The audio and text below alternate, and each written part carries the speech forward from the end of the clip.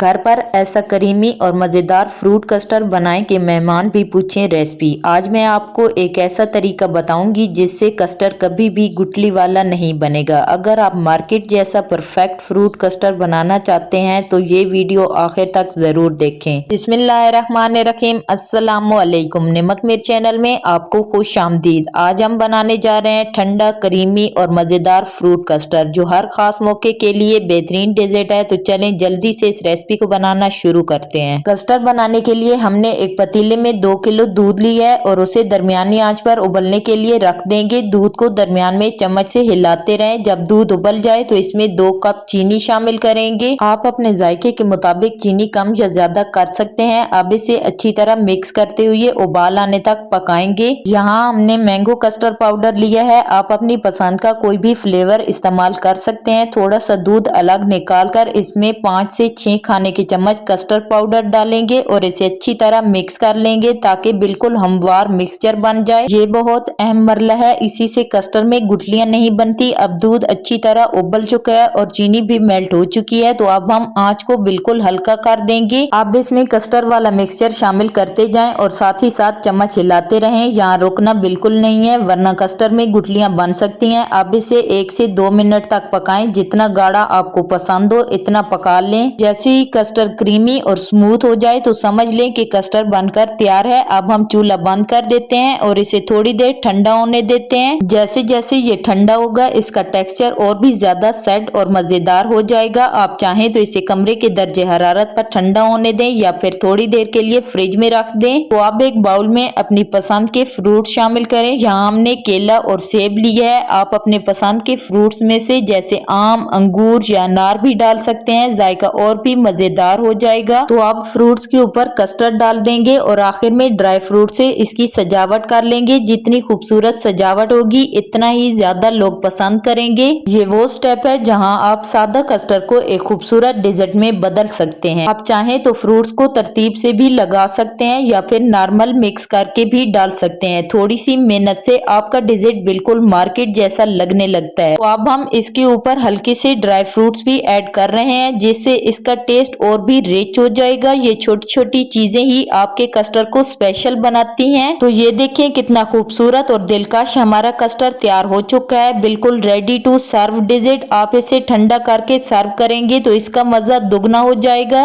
अगर आपको मेरी ये रेसिपी पसंद आई हो तो वीडियो को लाइक और शेयर जरूर करें और ऐसी मजीद मजेदार रेसिपीज के लिए चैनल को फॉलो करना ना भूलें। तो इसी के साथ मुझे दें इजाजत। अगली वीडियो में फिर मिलेंगे एक न्यू रेसिपी के साथ। तब तक के लिए अल्लाह हाफिज।